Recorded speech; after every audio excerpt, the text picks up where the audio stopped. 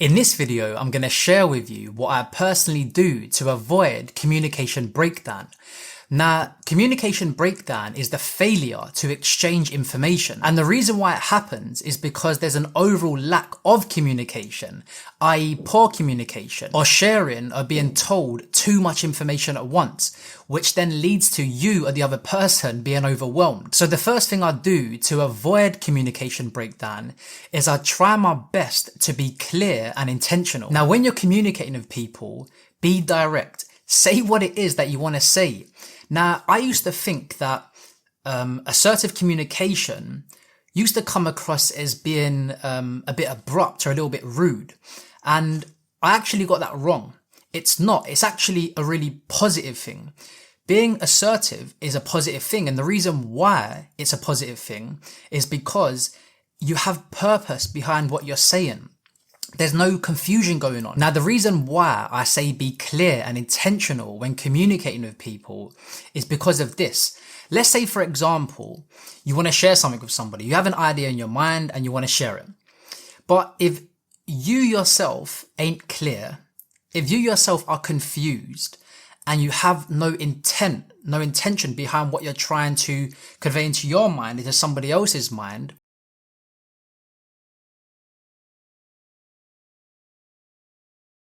how do you expect them to understand what you're saying? How do you expect them to understand what you're trying to communicate with them? Because you yourself are not clear, and all it does is it leads to them being confused, which will definitely cause communication breakdown. So my advice is know what you want to say before you say it. So if you need to take some time out to think about what you want to say, then do that. I've done that many times. Have a think about it. Just take a few seconds. Just actually have a think about what you want to say, because we've all been there where we have an idea in our mind and we kind of know what we want to convey to the other person, but the words don't come out as we intended.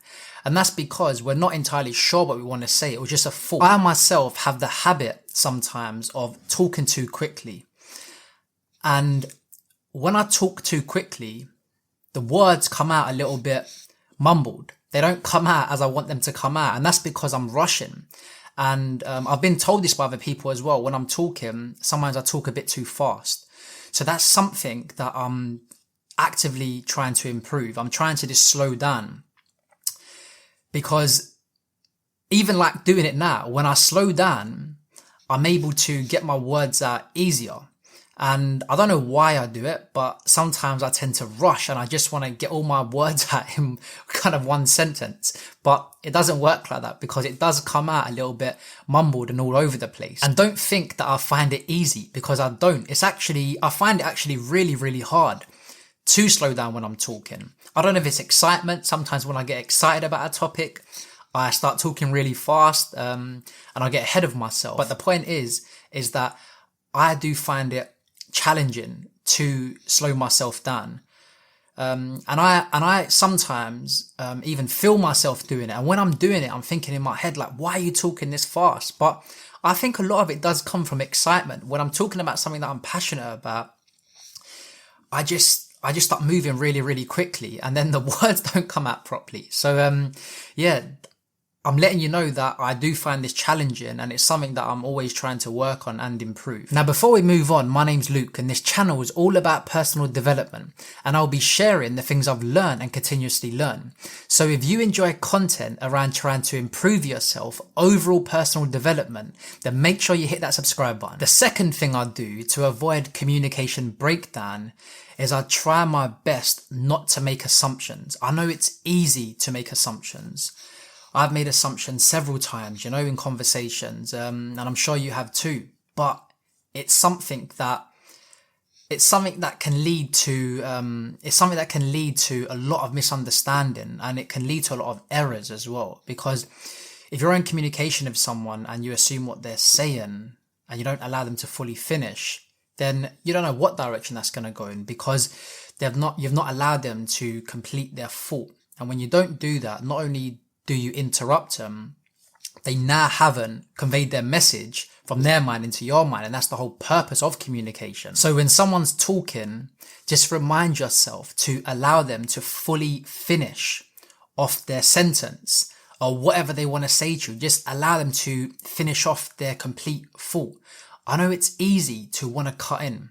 Like I said, I do it myself sometimes. I know it's easy to want to interrupt, even though you might not mean it intentionally, like you don't want to interrupt them, but you can just relate with them, you can resonate. So you become passionate about what they're talking about and you want to, share what you've done, etc. But try your best to allow the other person to complete their thought first. Then you can respond. And just remember that communication breakdown is the failure to exchange information. So when you are communicating with someone, whether you're sharing something with them or they're sharing something with you, don't make assumptions and make sure they've actually understood what you're saying. Make sure there's confirmation there. So if you're not sure with what they've said, then confirm it.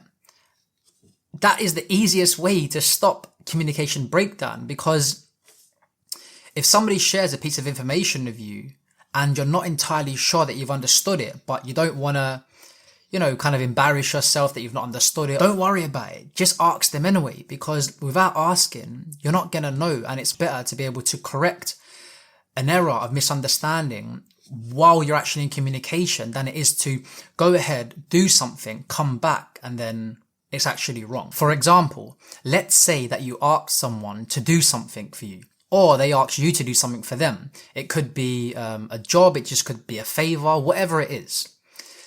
But when you came back to them with the results, or they came back to you with the results, your expectations with what they was going to deliver, or what you was going to deliver, was vastly different to what they actually expected.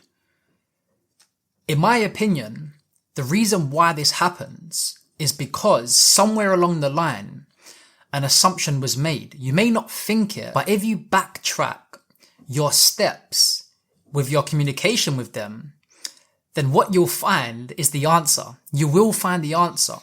Just think about any time you've asked someone to do something, or they've asked you to do something, and like I said, the results were different. Somewhere along the line, whoever wants to admit it, who doesn't want to admit it, somewhere along the line, there has been a communication breakdown, and there's been an assumption, and that's what's caused the miscommunication breakdown. Sorry, that's what's caused the communication breakdown. And you can go back and forth as to how it happened, but somewhere it has actually happened because one or both people have made the assumption, and that's why you get a different result to what you expected. Just think about it. If you've outsourced a job to someone, like for example, I've used Fiverr before, and they was creating something for me, and I gave them clear instructions, told them exactly what I wanted, and exactly what I wanted to do, in what style, in what format, the colors, etc. But even though I was so detailed and I was so specific with exactly what I wanted, they came back to me with something completely different. And how it happens is, I would have assumed that they know exactly what I want. Now, I can make the assumption that, look, I've been really, really clear. But in their mind and in the way that they've read it, they've read something else. Like, how many times has it happened when you're texting with someone? You've said something to them, but the way you've written it makes sense to you, but the way they've read it has been interpreted completely different, even though you knew exactly what you meant.